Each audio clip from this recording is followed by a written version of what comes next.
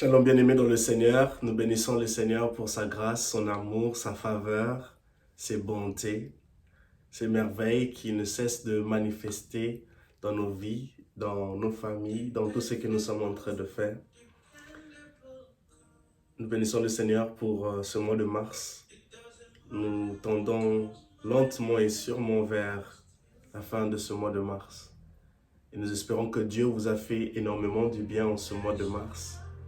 Un mois béni, un mois où nous avons vu la main de Dieu, un mois où Dieu a manifesté son amour pour nous. Une chose est sûre et certaine, que nous ne servons pas un charlatan, nous servons un Dieu vivant, un Dieu fort et redoutable. Notre Dieu est un Dieu inexplicable. Et cela est une raison pour nous de le louer. Et cela est une raison pour nous de l'adorer, de le glorifier, pour le dire, Seigneur, je te loue parce que tu es un Dieu inexplicable. C'est-à-dire qu'il n'a pas de compte à rendre à qui que ce soit. Il est Dieu, il reste Dieu. Il est inexplicable dans son amour pour nous. Il est inexplicable dans sa fidélité. Il est inexplicable dans ses actions.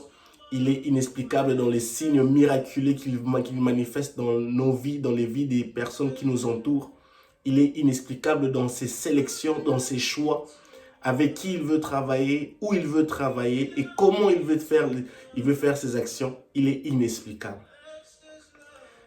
Voilà une raison pour nous de toujours nous approcher de lui, de rester près de lui pour bénéficier de son amour, de sa grandeur. Chercher à le connaître, avoir ce désir, cette soif ardente, de chercher à le connaître jour après jour, de chercher à le connaître dans notre routine quotidienne, d'avoir cette soif ardente, de chercher à le connaître. Un Dieu inexplicable. Une personne qui est inexplicable n'a de compte à rendre à personne. Une personne qui est inexplicable et ce n'est pas facile à découvrir. Il est inexplicable dans son caractère, il est inexplicable dans ses attitudes, il est inexplicable dans sa façon de faire les choses. Et notre Dieu est inexplicable. L'homme peut être expliqué. L'humain peut être expliqué. L'humain peut être décrit. Mais notre Dieu est inexplicable. Il est indescriptible. Et c'est la raison pour laquelle nous servons ce Dieu-là. Un Dieu qui est mort et 3 jours après, il est ressuscité. C'est le seul Dieu, c'est la seule religion, si je peux le dire, où le Dieu que nous servons est mort et il est ressuscité. Les preuves sont là, elles sont tangibles. Notre Dieu n'est pas un charlatan, Jésus-Christ est Seigneur. Là où la parole et l'Esprit s'accordent, Jésus-Christ est Seigneur. Et nous bénissons le Seigneur pour ces moments que nous allons passer de partage avec vous, pour élever le nom du Seigneur Jésus, pour aussi méditer sa parole. Et en ce jour, j'aimerais vous proposer le livre de Actes des Apôtres, chapitre 9. Actes des Apôtres, chapitre 9. Du premier verset jusqu'au verset 25. Alors, lisons la parole du Seigneur. Saul, qui ne pensait qu'à menacer et à tuer les disciples du Seigneur, se rendit chez les grands prêtres et lui demandant des lettres, des recommandations pour les synagogues de Damas. Ces lettres l'autorisaient, s'il trouvait là-bas des hommes ou des femmes qui suivaient la voie du Seigneur, à les arrêter et à les amener à Jérusalem. Verset 3. Il se dirigeait donc vers Damas et approchait déjà de cette ville, quand soudain il fut environné d'une lumière éclatante qui venait du ciel. Verset 4. Il tomba à terre et entendit une voix qui lui disait « Saul, Saul, pourquoi me persécutes-tu » ? « Qui es-tu, Seigneur » demanda-t-il. La voix reprit « Je suis moi, Jésus, que tu persécutes. » Verset 6. « Mais relève-toi, entre dans la ville, et là on te dira ce que tu dois faire. » Verset 7. Ses compagnons de voyage restèrent figés sur place, muets de stupeur. Ils entendaient bien la voix, mais ne voyaient personne. Saul se releva de terre, mais il avait beau ouvrir les yeux. Il ne voyait plus. il fallut le prendre par la main pour le conduire à Damas. Il resta aveugle pendant 3 jours et ne mangea ni ne but. Verset 10. Or à Damas vivait un disciple nommé Ananias. Le Seigneur lui apparut dans une vision et lui dit, « Ananias, oui Seigneur, répondit-il. Et le Seigneur dit, « Lève-toi et va dans la rue qu'on appelle la rue droite et dans la maison de Judas. Demande à voir un homme nommé Saul, originaire de Tars, car il prie. » Verset 12. Et dans une vision, il a vu un homme du nom d'Ananias entrer dans la maison et lui imposer les mains pour lui rendre la vue. Verset 13. Mais Seigneur, répliqua Ananias, j'ai beaucoup entendu parler de cet homme de plusieurs côtés. On m'a dit de tout le mal qu'il a fait aux membres de ton peuple à Jérusalem. De plus, il est venu ici muni de pouvoir qu'on lui a accordé les chefs des prêtres pour arrêter tous ceux qui te prient. Verset 15. Mais le Seigneur lui dit, va, car j'ai choisi cet homme pour me servir. Il fera connaître qui je suis au peuple étranger et à leur roi, ainsi qu'aux Israélites. Je lui montrerai à moi-même, tout ce qu'il devra souffrir pour moi. Verset 17. Ananias partit donc et arrivé dans la maison, il imposa les mains à Saul et lui dit, « Saul, mon frère, le Seigneur Jésus, qui t'est apparu sur le chemin par lequel tu venais, on m'a envoyé pour que la vue te soit rendue et que tu sois rempli du Saint-Esprit. » Au même instant, ce fut comme si des écailles tombaient des yeux de Saul, et il vit de nouveau. Alors il se leva et fut baptisé, puis il mangea et reprit des forces. Verset 20. Saul passa quelques jours parmi les disciples de Damas, et dans la synagogue, il s'est mis tout de suite à proclamer que Jésus est le Fils de Dieu. Verset 21. Ses auditeurs n'en revenaient pas. Tous disaient, voyons, n'est-ce pas lui qui s'acharnait à Jérusalem contre ceux dont leurs prières invoquaient ce nom-là? N'est-ce pas venu ici à exprès pour les arrêter et les ramener au chef des prêtres? Verset 22. Mais Saul s'affermissait de jour en jour dans la foi, et les Juifs qui habitaient à Damas ne savaient plus que dire, car il leur démontrait que Jésus est le Messie. Verset 23. Après un certain temps, les Juifs résolurent de le faire mourir. Verset 24. Saul eut vent de leur complot. Jour et nuit, il faisait même surveiller les portes de la ville avec l'intention de le tuer. Verset 25. Mais une nuit, les disciples qui l'enseignaient l'emmenèrent et le firent descendre dans une corbeille le long du rempart. Verset 26, c'est là que nous allons nous limiter. À son arrivée à Jérusalem, il essaya de joindre aux disciples, mais tous avaient peur de lui, car ils ne croyaient pas qu'il fût vraiment devenu un disciple. Verset 27, Barnabas le prit avec lui, le conduisit auprès des apôtres et leur raconta comment, sur le chemin de Damas, Saul avait vu le Seigneur, comment le Seigneur lui avait parlé et avec quel courage il avait prêché à Damas au nom de Jésus-Christ. Dès lors, il se joignit à eux, allant et venant avec eux à Jérusalem et parlant ouvertement du Seigneur. Il avait aussi beaucoup d'entretiens et de discussions avec les Juifs de culture grecque, mais ceux-là aussi cherchaient à le faire mourir. Verset 30, quand les frères l'apprirent, ils le conduisirent jusqu'à Césarée et de là, ils le firent partir pour Tars. Gloire au Seigneur Jésus-Christ. Ce passage merveilleux de Actes des Apôtres, chapitre 9, verset 1 jusqu'au verset 30. Un passage merveilleux. J'aime bien ce livre des Actes des Apôtres. C'est un livre qui regroupe plusieurs histoires merveilleuses de l'action de l'Esprit de Dieu, la puissance de l'Esprit de Dieu qui inclut les anges.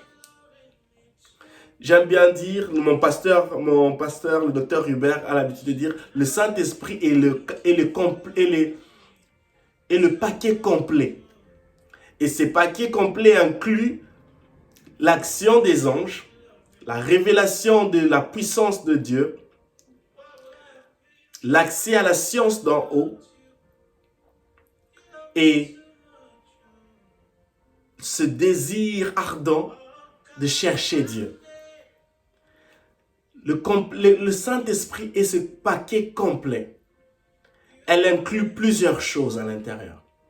C'est pour la raison pour laquelle il est important pour nous de désirer recevoir le Saint-Esprit, de désirer vivre le Saint-Esprit, de désirer marcher en accord avec les injonctions, les directives que le Saint-Esprit nous impose, nous demande de faire. Et ceci est très très important pour nous. Une fois que nous vivons en accord, en suivant les directives du Saint-Esprit, nous bénéficierons de plusieurs choses, puisque le Saint-Esprit en lui-même est un paquet complet qui contient plusieurs avantages, plusieurs choses. Le Saint-Esprit est ce dont nous avons besoin. Alors dans cette histoire, nous voyons clairement que l'apôtre Paul a des intentions précises. Ses intentions initiales ses intentions de base sont d'aller à Damas et d'arrêter tous ces hommes et ces femmes qui craignent Dieu, qui croient au message de Christ Jésus. De les arrêter. Paul, il est juif, il croit à la loi de Moïse, mais il ne croit pas à ce message de la bonne nouvelle de Christ, que les apôtres répandent à gauche, par-ci, par-là. Précédemment, Paul venait de faire tuer Étienne. Et maintenant, son objectif primordial, c'est d'aller à Damas, de sortir de cette circonférence, maintenant d'établir sa persécution, d'agrandir sa persécution dans les différents endroits. Et voici Damas, c'est sa prochaine conquête. Bien-aimé dans le Seigneur, j'intitule ce message « Dieu veut faire de toi une meilleure personne ». Dieu veut faire de toi une meilleure personne. Dieu veut faire de toi un outil nouveau. Dieu veut faire de toi une outre neuve pour son royaume, pour son gain. Paul se voit ici, il est en train de planifier. Il s'apprête, non, il a terminé sa planification, mais il entre maintenant en action. Il veut expandre son terrain de persécution vis-à-vis de ces hommes et de ces femmes qui croient à la parole de Dieu. Ça, c'est le plan initial de Paul. Et il décide d'aller à Damas. Bien-aimé dans le Seigneur, en préparant ce message, je me suis retrouvé aussi dans ce message. En tant que chrétiens, nous avons aussi des plans où nous planifions les choses à notre manière de faire, où nous voulons absolument nous diriger vers dans un endroit, dans une destination, par rapport à nos plans, par rapport à ce dont nous planifions, au désir de nos cœurs. Et Paul ici se retrouve en train d'expandre son terrain de jeu, si je peux le dire comme cela. Et nous voyons ici qu'il va auprès des grands prêtres pour obtenir des lettres, des permissions. Il se voit obtenir des permissions venant des hommes humains, des êtres humains, des personnes comme moi et toi, qui le permettent d'aller dans une autre ville pour pouvoir avoir arrêté ces personnes, ces hommes et ces femmes qui croient au message de la bonne nouvelle. Mais malheureusement pour lui, les choses se passent d'une manière totalement différente. La Bible dit, au verset 3, il se dirigeait donc vers Damas et approchait déjà de cette ville. Il est prêt d'atteindre son objectif. Il est prêt de se retrouver dans cette zone, dans cette ville où il a soif. Il est impatient d'entrer en action, de mettre en action ses plans, ses projets, qui est de persécuter les membres, les personnes qui croient au message de la parole de Christ. Et soudain, la Bible dit, il fut environné d'une lumière éclatante qui venait du ciel. Bien-aimés dans le Seigneur, on voit maintenant le ciel entrer en action. Le ciel entrera en action du moment où le ciel trouvera que c'est le moment maintenant, c'est le moment idéal pour imposer la volonté céleste. Le moment idéal pour changer, pour mettre de côté les désirs de charnel, pour mettre de côté les propositions humaines, les dispositions humaines et imposer les plans, les stratégies célestes. Paul voit ses plans être changés. Il est environné, la Bible dit, il est environné d'une lumière éclatante. Les plans de Paul sont ténébreux. Les plans de Paul sont charnels. Il veut tuer. Il l'a fait avec Étienne. Mais gloire sont rendues à Dieu. Parce que la Bible dit qu'il fut environné d'une lumière éclatante. Lorsque la lumière vient, les ténèbres s'en vont. Lorsque la lumière vient, le ténèbre disparaît. Lorsque la lumière vient, le ténèbre disparaît. Cela peut, ça arrive même dans vos vies, dans notre vie, lorsqu'on se retrouve entouré on se retrouve dans une zone ténébreuse, lorsqu'on est étouffé, lorsqu'on est assévi par des ténèbres. On est incapable de faire les choses en accord avec Dieu. Mais une fois que la lumière de Dieu prend place, elle fait disparaître ces ténèbres. Quitte à nous de dire à Dieu, Dieu, laisse que ta lumière brille. Laisse que ta lumière puisse luire sur ma vie. Il y a des zones de turbulence. Dans certains domaines de ma vie, je suis en train de traverser des zones ténébreuses. Je te prie, ô Dieu, que ta lumière puisse luire, que ta lumière puisse briller dans ces zones ténébreuses, afin que le ténèbre puisse disparaître. Et la Bible dit au verset 4, il tomba à terre et entendit une voix qui lui disait, Saul, Saul, pourquoi me persécutes-tu? Il tomba à terre. Lorsque la lumière vient, elle fait disparaître le ténèbre. Le ténèbre s'en va. Le ténèbre tombe. Le ténèbre n'a plus de pouvoir. Le ténèbre n'a plus de puissance. La Bible dit clairement, il tomba à terre. Tout ce qui est entité, tout ce qui est pouvoir ténébreux, lorsqu'elle rencontre la puissance, la lumière de Dieu, la lumière de Christ, elle tombe à terre. La Bible dit qu'il a reçu le nom au-dessus de tous les noms. Son nom est au-dessus de tous les noms. Il n'y a aucune puissance occulte, ténébreuse, qui est au-dessus de la puissance de Christ Jésus. Ceci est très, très important pour nous de comprendre cela. La Bible dit clairement, il tomba à terre et entendit une voix qui lui disait, Saul, Saul, pourquoi me persécutes-tu? Le processus du changement commence maintenant, où Paul s'apprête à devenir une meilleure personne. Un homme bien cultivé, il a toutes ses qualifications, qu'on peut dire humainement obtenues dans les universités. Il a appris dans l'école de Gamaliel, il connaissait la loi juive par cœur. Mais maintenant, Christ Jésus veut faire de lui une meilleure personne. Tu peux penser que tu es une meilleure personne, tu es le meilleur résultat des études universitaires académiques, peut-être à cause de ta bonne morale, d'une famille, peut-être plus à cause de la famille d'où tu viens. Mais au fait, si tu n'as pas Christ, tu n'as pas encore atteint ce niveau d'être une bonne personne, une meilleure personne. Du moment où tu reçois Christ, tu deviendras plus meilleur que la personne précédente que tu étais. Il ne faut pas que les qualifications académiques, les diplômes académiques, la bonne éducation que tu as reçue de ta famille, de la famille d'où tu viens, te fasse croire que tu es la meilleure personne. Tu es la meilleure version de toi-même. La meilleure version de toi-même se découvrira au moment où tu recevras Christ.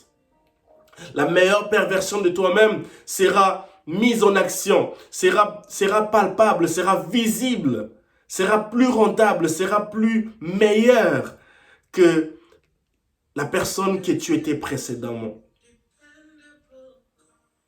Et ici, Saul, la voix lui dit, Saul, Saul, pourquoi me persécutes-tu? Qui es-tu, Seigneur? Demanda-t-il. La voix reprit, je suis moi, Jésus, que tu persécutes. Au fait, la voix le reprend, la voix dit, je suis moi, Jésus, que tu persécutes. Le fait d'avoir persécuté ces hommes et ces femmes qui croient à la bonne nouvelle de Christ, Paul persécutait directement Christ. Ici, nous devons comprendre que lorsque nous sommes en train de toucher à des personnes qui croient en Christ, lorsque nous sommes en train de toucher à des vies des gens qui crient auprès de Dieu, nous sommes en train de toucher directement à Dieu. Nous sommes en train d'attaquer directement Dieu. La Bible dit, nous sommes la prunelle de l'œil de l'Éternel. Nous appartenons à Dieu. Toute personne qui s'attaque à nous, s'attaque directement à Dieu. Et c'est ce que Paul était en train de faire. Il est en train de s'attaquer directement à Dieu. En attaquant ces hommes et ces femmes qui croient à la bonne parole, à la bonne nouvelle de Christ, il s'attaque directement à Christ Jésus. J'aimerais m'adresser à une personne en ce jour. Ne t'hasarde pas à attaquer, à faire du mal à des personnes qui croient en Christ, en Dieu, qui croient au message de la bonne nouvelle. Tu t'attaques directement à Christ, car ces personnes sont la prunelle de l'œil de l'Éternel. Dieu, ils sont les propriétés privées de Dieu. Elles appartiennent à Dieu. Elles sont entre les mains de Dieu. Et c'est ce que Paul était en train de faire. Il était en train de persécuter l'Église. Il était en train de persécuter les personnes qui aimaient Dieu, qui servaient Dieu, qui étaient passionnés pour la bonne nouvelle de Christ. La voix reprit, verset 5, je suis Jésus que tu persécutes. Verset 6, mais relève-toi. La Bible dit au verset 4, il tomba à terre. Au verset 6, mais relève-toi. Entre dans la ville et là on te dira ce que tu dois faire. Le ténèbre, la puissance ténébreuse est tombée du moment où la lumière, cette lumière éclatante avait l'ouïe sur Paul. Et au verset 6, il se relève. Il se relève. Paul se relève. Paul, il n'est plus la même personne. Au verset 6, c'est une personne totalement différente. Ce n'est plus le même Paul. L'orgueil, cette personnalité, cette force qu'il avait, cette autorité qu'il avait, est complètement partie. Sur le chemin de Damas, notre personnalité, notre ancienne personnalité, notre orgueil, notre arrogance, notre calomnie, notre méchanceté, notre hypocrisie, notre mauvais, notre méchant, prend fin, est mis de côté, n'a aucun pouvoir face à la lumière, face à la puissance éclatante de Christ Jésus. Le chemin de Damas, il se pourrait que le chemin de Damas soit un chemin où tout chrétien doit y passer. Où tout chrétien doit se voir passer. Peut-être à cause d'un certain caractère, d'une certaine attitude, d'une certaine façon de réfléchir, qui n'est pas avantageuse à Christ, qui n'est pas avantageuse au royaume de Dieu. Le fait que Paul était en train de persécuter les hommes et les femmes qui croyaient à la bonne nouvelle, ce n'était pas avantageux, ce n'était pas avantageux au royaume de Dieu, ce n'était pas avantageux à Dieu, à Christ Jésus. Mais c'est sur le chemin de Damas que toutes ces qualités, que toutes ces choses qu'il avait, toutes ces potentialités ont été mises à terre, ont été mises de côté. Ses caractères, ses attitudes, ses réactions, ses actions ont été mis de côté, ont cessé, ont pris fin. En tant que chrétien, il y a de ces caractères, il y a de ces attitudes qui prendront fin.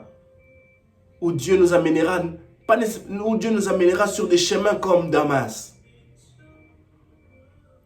Où Dieu, par sa volonté, nous amènera sur des chemins comme Damas. Où il luira sa lumière éclatante sur nous, qui nous poussera à tomber à terre, qui fera tomber notre orgueil, qui fera tomber notre méchanceté, qui fera tomber notre colère, qui fera tomber notre jalousie, qui fera tomber notre égoïsme, qui fera tomber notre rancune, qui fera tomber nos mauvais comportements, qui fera tomber toute notre méchanceté, qui fera tomber le mal, le méchant, l'amertume, qui fera tout tomber, afin de créer en nous, de nous relever, de nous accorder quelque chose de nouveau. Et ceci est très très important pour nous de comprendre cela. Le verset 7 dit: ses compagnons de voyage restèrent figés sur place, muets de stupeur. Ils entendaient bien la voix, mais ne voyaient personne. J'aime bien ce passage de verset 7. La sélection de Dieu est individuelle. Lorsque Dieu veut travailler dans ta vie, il se focalise, il se concentre que sur toi. Peu importe les personnes qui t'entourent. Nous n'entrerons pas au ciel en groupe. Nous ne serons pas jugés devant Dieu en groupe. Ça sera individuel. De la même manière que nous sommes bénis, de la même manière que nous sommes délivrés individuellement, c'est de cette manière aussi que nous serons jugés au ciel individuellement. La vie chrétienne, le salut, c'est quelque chose d'individuel. Ce n'est pas quelque chose de communautaire, non. C'est quelque chose d'individuel. Notre relation avec Christ, c'est quelque chose d'individuel.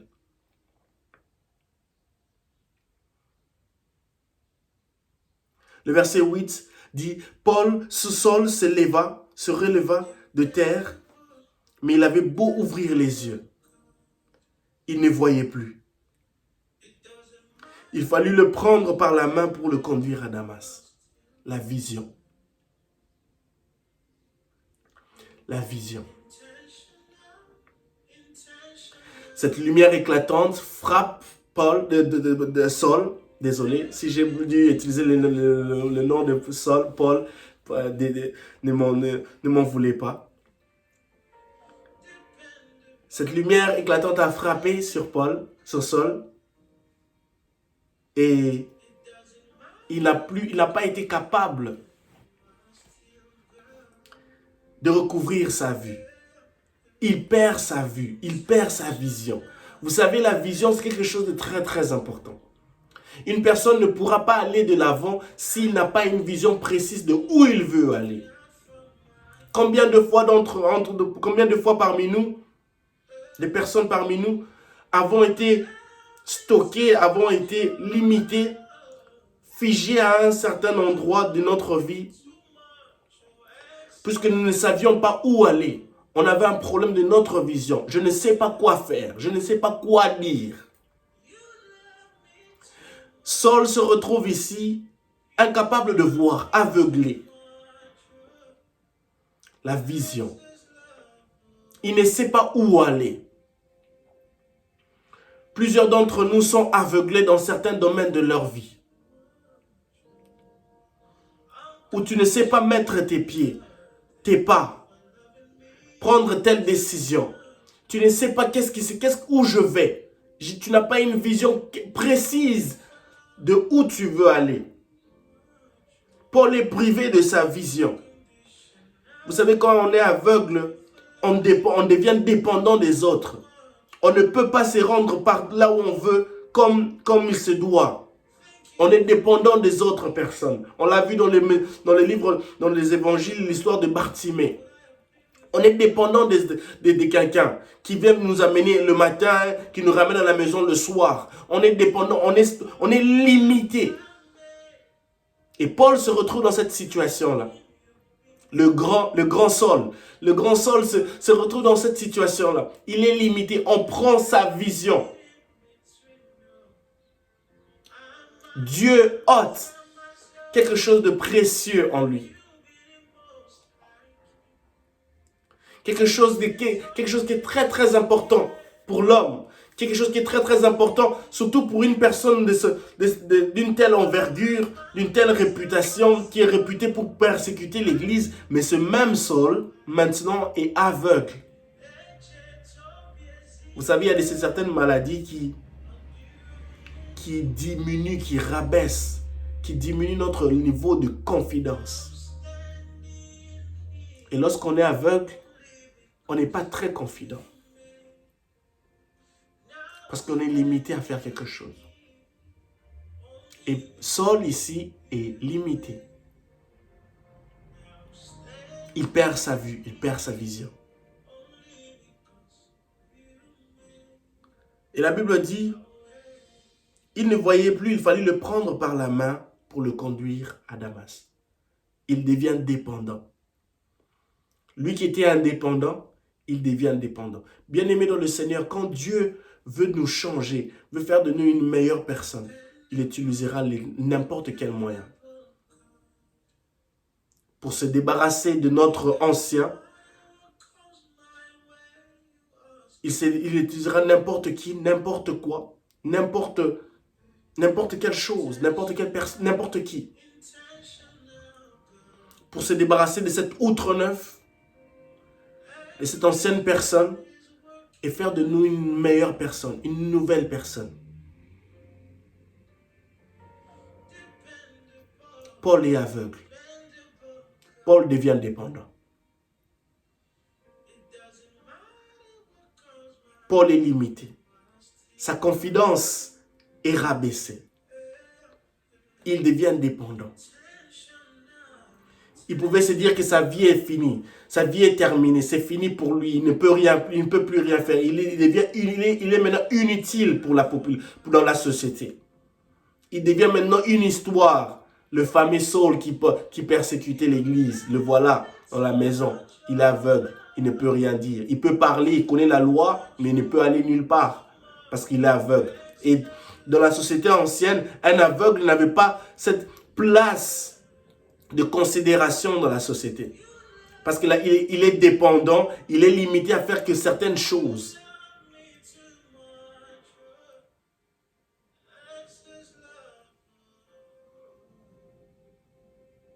Et plusieurs d'entre nous sont comme Saul, ici en ce moment, dans le verset 8, où il est aveugle, où il est aveuglé. Il ne sait pas quoi faire. Plusieurs d'entre nous sont aveuglés dans certains domaines où on se pose la question, on est limité. On n'a plus cette confidence qu'on avait avant. On ne sait plus quoi faire, quoi dire, puisque nous sommes limités. Mais gloire au Seigneur Jésus-Christ. Notre Dieu est capable de nous restaurer, notre Dieu est capable de nous changer et il a un plan merveilleux pour nous amener à notre délivrance. Alors continuons la suite. Le verset 9 dit, « Il resta aveugle pendant 3 jours et ne mangea ni ne but. » La Bible dit, il resta aveugle pendant 3 jours et ne mangea ni ne but. Ce passage, cette histoire de Paul, de Saul, me ramène à penser à l'histoire de Jonas. La Bible dit clairement que Dieu donna des instructions à Jonas de se rendre à Ninive pour proclamer la parole de Dieu, pour leur annoncer un message de Dieu. Mais Jonas refuse, Jonas désobéit. Cette désobéissance l'amènera à plusieurs conséquences. Il décide de partir quelque part d'autre. Il prend un bateau, il paye de l'argent. Il se retrouve dans ce bateau et il y a un vent impétueux et plusieurs conséquences prennent place. Les biens des personnes à bord se retrouvent être jetés dans la mer pendant que lui, Jonas, est en train de dormir. Et après, Jonas va être jeté dans la mer et le vent se calmera. Jonas était la personne qui a mené le malheur dans ce bateau, qui a causé plusieurs dégâts aux différents bagages de ces personnes qui étaient en train de voyager dans ce bateau. Et Jonas, une fois qu'il fut jeté dans la mer, Humainement parlant, on peut se dire que c'est fini pour lui. Aux yeux des hommes, on se dit que non, il va se noyer, il va mourir. Mais la volonté de Dieu est suprême. Bien aimé dans le Seigneur, lorsque Dieu décide, lorsque Dieu met en exécution son plan, la perception des hommes sera totalement absurde. La perception des hommes face à l'exécution au plan de Dieu sera inimaginable. Les hommes se diront, mais qu'est-ce qui se passe? Au fait, telle personne, comme tel qu'il est là maintenant, puisqu'on l'a jeté dans l'eau, il va mourir, il va se noyer, c'est fini pour lui.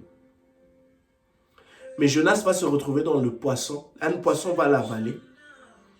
Et Jonas va passer 3 jours et 3 nuits dans le ventre du poisson. Quelle coïncidence! Saul est resté aveugle pendant 3 jours, ne mangea ni ne but. De la même manière que Jonas. Pendant 3 jours et 3 nuits, il ne mangea ni ne but. Il est limité. Il se trouve imposé de rester à l'écart. Jonas se retrouve imposé de rester à l'écart. Jonas, son plan initial était de fuir Ninive, mais la volonté suprême de Dieu, le plan de Dieu lui impose Ninive. Le plan de Dieu lui impose la destination de Ninive. Et il reste pendant 3 jours et 3 nuits sans manger ni boire, priant, de la même manière que Paul va se retrouver pendant 3 jours et 3 nuits sans boire ni manger et en train de prier. Une attitude qui lui est imposée. Une attitude de prière, de sanctification, où il est à la recherche de Dieu, où il est à la recherche d'une certaine transformation, d'un rafraîchissement, d'une restauration. Bien-aimé dans le Seigneur, combien de temps passes-tu dans la présence de Dieu? Quelles sont tes initiatives vis-à-vis de ta vie spirituelle, vis-à-vis de ta foi chrétienne, vis-à-vis de la santé spirituelle, de ta santé spirituelle? Il passe 3 jours et 3 nuits sans manger ni boire, au fait à jeun. Leur âme, leur esprit est concentré, est figé, est concentré, est dédié à la recherche de Dieu, à se rapprocher de Dieu, à rechercher Dieu. Puisqu'ils avaient des intentions, des désirs purement humains, des plans, des projets purement humains, mais qui se sont retrouvés face à la volonté suprême de Dieu, à la lumière éclatante de Dieu. Ils se retrouvent imposés de rester à l'écart, de chercher Dieu. Il ne faut pas que nous puissions chercher Dieu lorsque nous nous retrouvons face à des calamités, à des problèmes, à des difficultés, à des situations où nous ne comprenons pas les tenants et les aboutissants. Non. Cherchons Dieu même quand tout va bien. Jonas, de son côté, il passe 3 jours et 3 nuits dans le ventre du poisson. Il cherche Dieu. Il se répand. Il voit que maintenant la volonté de Dieu s'applique. Elle prend position. J'étais supposé mourir. Mais comment est-ce que je me retrouve dans le ventre du poisson et je ne suis pas mort? La volonté de Dieu. Dieu veut faire de Jonas une personne meilleure, une meilleure personne. Dieu veut faire comprendre à Jonas que je suis supérieur, je suis au-dessus de tout. Ma volonté est suprême. L'obéissance vaut mieux que le sacrifice. Ça ne sert à rien de résister à mes décisions. Ça ne sert à rien de résister à mes ordres, à mes injonctions. Tu ne peux qu'obéir à cela. De l'autre côté, avec Saul, Dieu impose, c'est là pour le montrer que non, toute ta réputation, ta personnalité que tu avais n'est rien devant moi. Il suffit que ma lumière éclatante luise sur toi. Et tout cela tombe. Et maintenant, tu te releveras avec mes instructions. Tu te releveras avec ma force. Tu te releveras avec ma puissance. Et je te montrerai que je suis Dieu. Saul passe 3 jours sans manger ni boire. La Bible dit, or à Damas vivait un disciple nommé Ananias. Le Seigneur lui apparut dans une vision et lui dit, Ananias, oui Seigneur, répondit-il. Et le Seigneur lui dit, lève-toi, va dans la rue qu'on appelle la rue de droite, et dans la maison de Judas, demande à voir un homme Saul, originaire de Tars, car il prie. Bien-aimé de le Seigneur, la Bible dit, car il prie. Il fait 3 jours, il ne mange ni boit, et il prie. Une attitude. Il se retrouve aveugle. Quand tu as des difficultés, cherche Dieu. Quand ça ne marche pas, prie. Prive-toi de la nourriture. Prive-toi de l'eau. Prie Dieu. Cherche Dieu. Et tu verras Dieu se révéler dans ta vie. Tu verras Dieu venir à ton aide. Cherche Dieu. Il est important de le chercher Dieu. La Bible dit, invoque-moi, je te répondrai, je t'annoncerai des grandes choses, des choses cachées que tu ne connais pas. Cherche Dieu pendant qu'il se trouve. Cherchons Dieu bien-aimé dans le Seigneur. La prière. La prière est un outil important pour nous. Pour pouvoir faire face à ce qui se présente devant nous. À ces choses dont nous ne maîtrisons ni les tenants ni les aboutissants. Dont nous ne maîtrisons pas les circonstances, les choses, les puissances ténébreuses qui peuvent se lever contre nous. Cherche Dieu. Car il prie.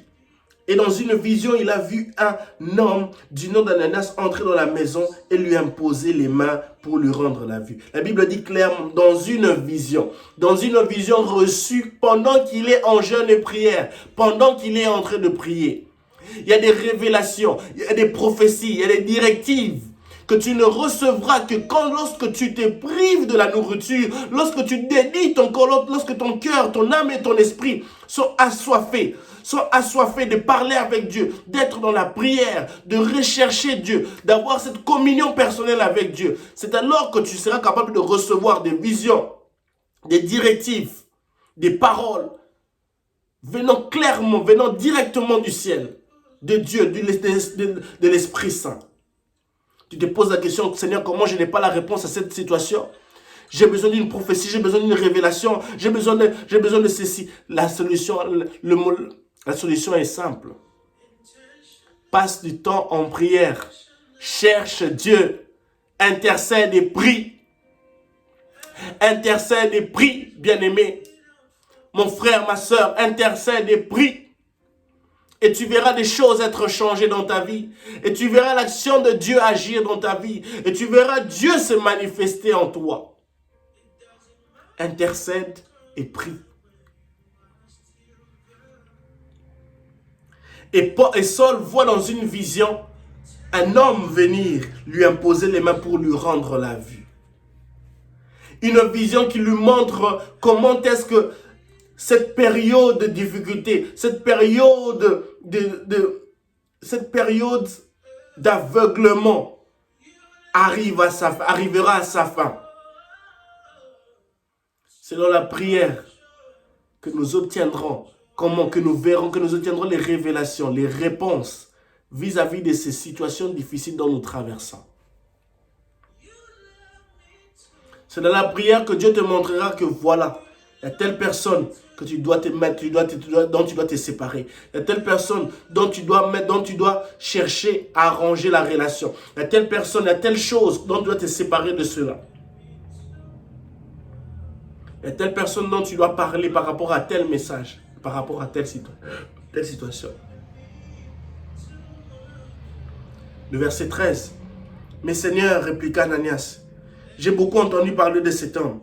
De plusieurs côtés, on m'a dit tout le mal qu'il a fait aux membres de ton peuple saint, à Jérusalem.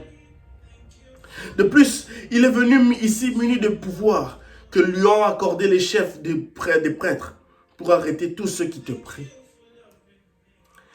Le verset 13 nous montre l'attitude que certains chrétiens ont de nos jours. Certains chrétiens, non seulement qu'ils reçoivent les révélations de Dieu, non seulement qu'ils écoutent la voix de Dieu, mais ils permettent aux sentiments, à ce que je dirais, les pulsions humaines de prendre le dessus. Ici, Ananias, il a écouté les directives de Dieu, mais en tant qu'humain, il s'est dit, Seigneur, cet homme-là est mauvais.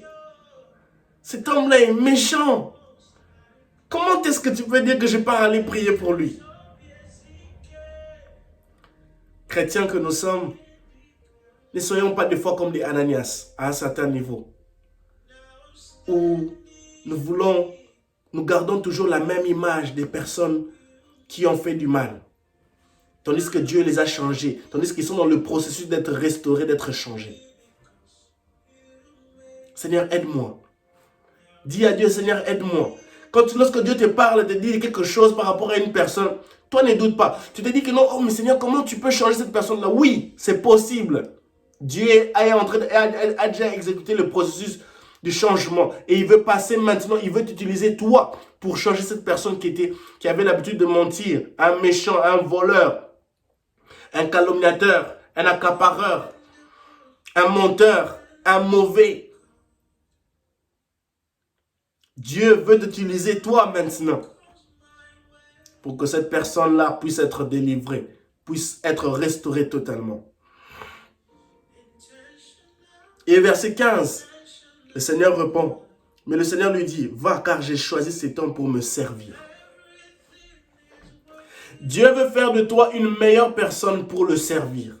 Il ne veut pas faire de toi une meilleure personne pour pouvoir être populaire, à obtenir une certaine visibilité humaine, une certaine visibilité de ce monde qui est d'avance, dorénavant déjà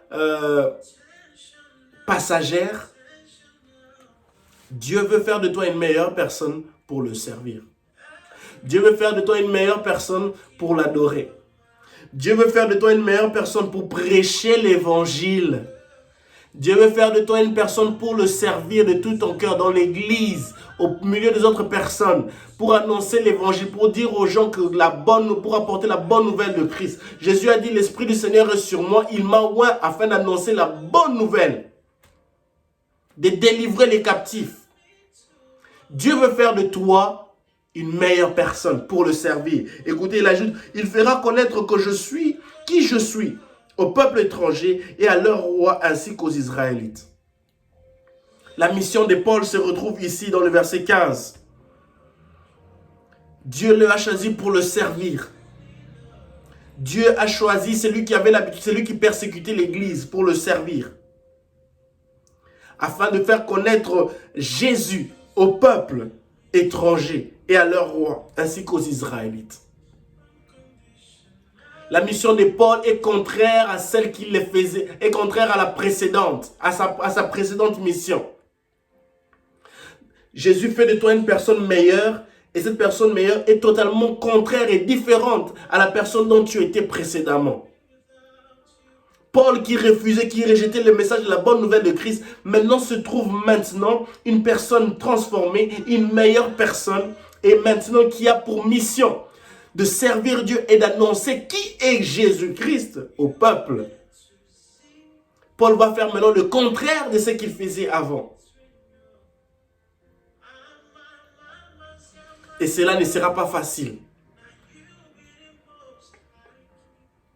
Mais lorsque Christ Jésus te choisit, mais lorsque Dieu te choisit, il sait pourquoi il te choisit. Il sait pourquoi. Il a vu les talents, il a vu les aptitudes, il a vu toutes ces choses que tu avais en toi. Il a vu comment tu maltraitais, comment tu persécutais l'église. Mais lorsqu'il place son choix, le choix de Dieu sera toujours inexplicable aux yeux des hommes.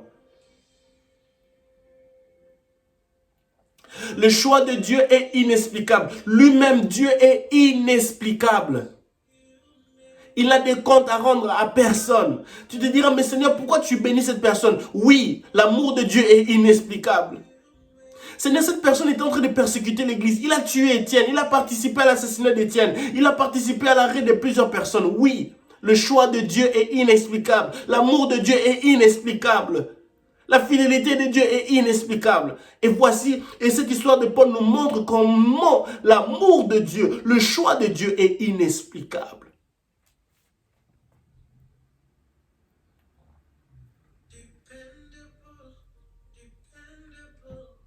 Mais le Seigneur lui dit, va, car j'ai choisi cet homme pour me servir. Il fera connaître que je suis au peuple étranger et à leur roi ainsi qu'aux Israélites. Je lui montrerai moi-même tout ce qu'il devra souffrir pour moi. D'avance, le verset 16 montre, Christ est en train de dire, je lui montrerai moi-même tout ce qu'il devra souffrir pour moi. La vie chrétienne n'est pas une vie facile. La vie chrétienne n'est pas une vie de joie, n'est pas une vie de tout va bien à tout temps. La vie chrétienne est une route pleine de chemins rocailleux. Désolé, la vie chrétienne est remplie de chemins rocailleux, des hauts et des bas, des souffrances et des peines. Pas seulement des souffrances, des joies aussi, des bénédictions. Mais on devra endurer. Il faudra porter sa croix. Elle n'est pas facile car tu iras à l'encontre de ce que les hommes pensent, à l'encontre de ce que certaines personnes pensent, à l'encontre de certaines actions, de certains comportements, de certaines réactions, d'une certaine façon de vivre des gens. À l'encontre. Et tu le feras pour Christ. Pour Christ, avec Christ, pendant que tu entres, Christ sera avec toi. Il te fortifiera puisque tu le fais pour lui. Il ne t'abandonnera pas. Le verset 17 dit, Ananias prit donc et arrivé dans la maison, il imposa les mains à Saul et lui dit, Saul mon frère, le Seigneur Jésus qui t'est apparu sur le chemin par lequel tu venais m'envoyer. Tu venais m'envoyer pour que la vue te soit rendue et que tu sois rempli du Saint-Esprit. Ananias exécute la mission. Il impose les mains à Saul, l'imposition de main. Une directive donnée par Dieu lui-même, par Jésus lui-même. Il impose les mains à Saul. Et Saul recouvre la vue. Deux choses à faire. En fait, l'imposition de main d'Ananias sur Saul avait deux choses à faire. Avait deux choses à faire. Permettre à Saul de recouvrir la vue et d'être rempli du Saint-Esprit. Dans le chapitre 8 de Actes des Apôtres, on voit Pierre et Jean imposer les mains aux gens qui avaient reçu la bonne nouvelle, la bonne nouvelle de Christ au travers de Philippe. Pierre et Jean imposent les mains et ils reçoivent Christ. Ils reçoivent le Saint-Esprit. Et ici, l'imposition de main d'Ananias sur Saul permet que Saul recouvre la vue. Et la deuxième chose, que Saul puisse être rempli de l'Esprit de Dieu. La Bible dit dans le livre de Pierre, d'un Pierre, nous allons le lire, dans le livre de Jacques. Nous allons le lire, livre de Jacques. Livre de Jacques.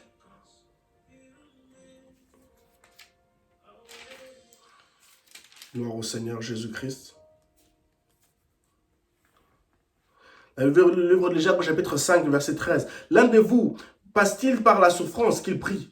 Un autre est-il dans la joie qu'il chante des cantiques? L'un de vous est-il malade qu'il appelle les responsables de l'église, qui prieront pour lui, après lui avoir fait une onction d'huile au nom du Seigneur? La prière faite avec foi obtiendra la guérison du malade et le Seigneur le relèvera. La prière de foi, l'imposition de main. Je dirais que Paul se retrouve être imposé. On l'impose les mains par Ananias, par des je dirais Ananias, qui est comme un homme de Dieu, où on peut sembler à un pasteur qui impose les mains sur une autre personne, comme Pierre et Jean l'ont fait dans le chapitre 8.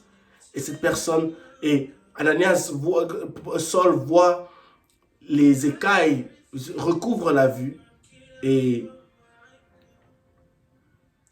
être rempli du Saint-Esprit.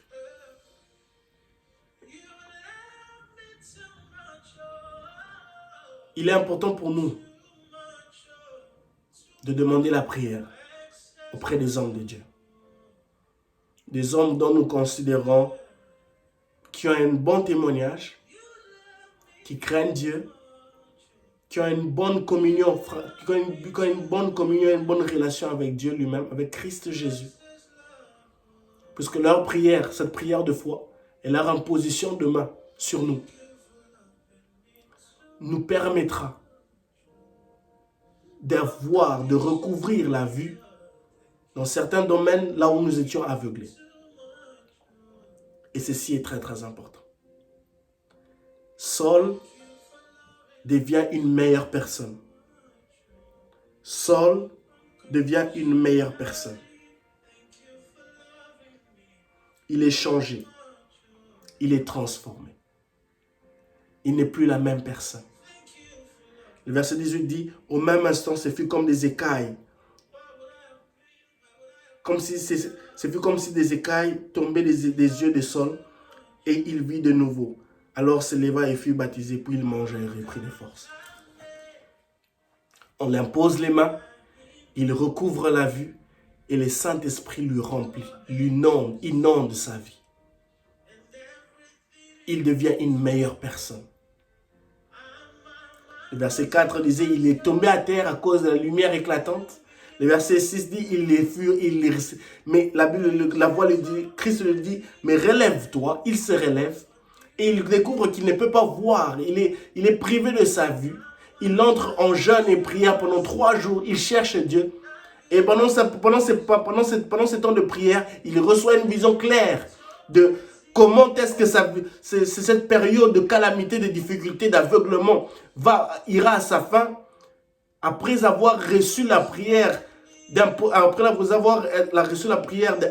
d'un serviteur de Dieu. Et au final, les écailles de ses yeux tombent après l'imposition de main sur sa vie. Et il est rempli de l'Esprit de Dieu. L'Esprit de Dieu en nous certifie le processus final, le processus de la transformation de l'ancienne personne à la meilleure personne, à la nouvelle personne. Une fois que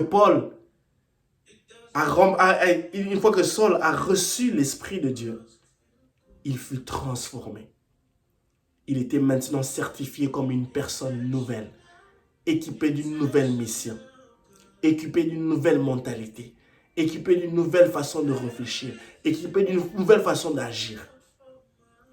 De l'ancienne personne, d'une outre ancienne à une outre nouvelle. Et le Saint-Esprit certifié, et la puissance de l'Esprit de Dieu certifié, ce processus achevé de la transformation d'une outre ancienne à une outre nouvelle, d'une ancienne personne à une nouvelle personne. Telle est ma prière. Que Dieu nous utilise, que Dieu agisse en nous, que Dieu nous dirige dans des chemins de Damas, sur des chemins comme Damas, où il veut se débarrasser de notre orgueil. Nous sommes chrétiens, mais nous avons toujours cet orgueil qui repousse les gens loin de nous. Nous sommes chrétiens, mais nous avons des caractères qui découragent beaucoup les gens, qui n'est pas avantageux pour le royaume de Dieu. Que Dieu nous amène sur le chemin de Damas, afin de faire luire sa lumière éclatante sur nous, qui fait tomber cet orgueil, qui fait tomber ces mauvais caractères, qui fait tomber ces choses mauvaises, et qui nous amène, qui nous permet d'être transformés, qui nous amène à être transformés, à devenir une meilleure personne, avec de meilleures qualités, avec de meilleures attitudes. Que Dieu nous aide. Que Dieu nous aide. Seigneur, merci pour ta parole. Merci Seigneur Père éternel Tout-Puissant, parce qu'avec ces paroles qui, je dirais, ne sont pas si suffisantes pour convaincre, tu nous as permis, Seigneur Père éternel Tout-Puissant, d'apprendre et partager ta parole, Jésus. Je ne sais pas comment parler, ni bien m'exprimer. Mais merci parce que ton Esprit Saint, Seigneur, a été notre partage. Je te prie, ô Dieu, de bénir mon frère et ma sœur. Seigneur Père éternel Tout-Puissant, aide-nous, Seigneur. Seigneur Père éternel Tout-Puissant, nous avons tous des plans humains. Seigneur, des plans, Seigneur, des planifications, des dispositions, Seigneur. Où nous voulons, Seigneur, arriver à notre destination. Mais toi, ta volonté suprême, tu vois le méchant, tu vois le mauvais qui est en nous. Et tu veux te débarrasser de cela. Tu veux faire de nous, Seigneur Père éternel, des meilleures personnes, des meilleures versions. Seigneur Père éternel, pour ta gloire, qui est avantageux pour toi. Appelé à te servir. Appelé, Seigneur Père éternel, à être dans ta moisson, pour ta mission, à te servir, Père éternel Dieu. Te demandons de nous aider, Père. Aide-nous, Seigneur. Aide-nous à te chercher dans la prière. À nous priver, Seigneur, de tout ce qui nous est cher. Et de te chercher, Seigneur. Afin, Seigneur, Père éternel, de recevoir des directives, Seigneur, qui nous aideront, Seigneur, à aller dans la bonne direction, Seigneur. À être transformés. Seigneur, nous voulons, Seigneur, Père éternel Tout-Puissant, recevoir. Nous voulons être dirigés par ton Esprit. L'action et la puissance de ton Esprit, Seigneur, accompagné par les anges, Jésus-Christ, Père. Que cela soit notre partage. Que cela soit notre soif, Seigneur, Père éternel Dieu. Nous voulons totalement dépendre de toi. Dans le nom de Jésus. Bénis, Seigneur, ceux-là qui suivront, Seigneur, ce message. Seigneur, que d'une manière ou d'une autre, que tu touches, que tu interpelles, que tu parles, que tu consoles, que tu encourages une personne qui suivra cette vidéo, ce message, dans le nom de Jésus. Amen. Que Dieu vous bénisse abondamment. Je vous aime.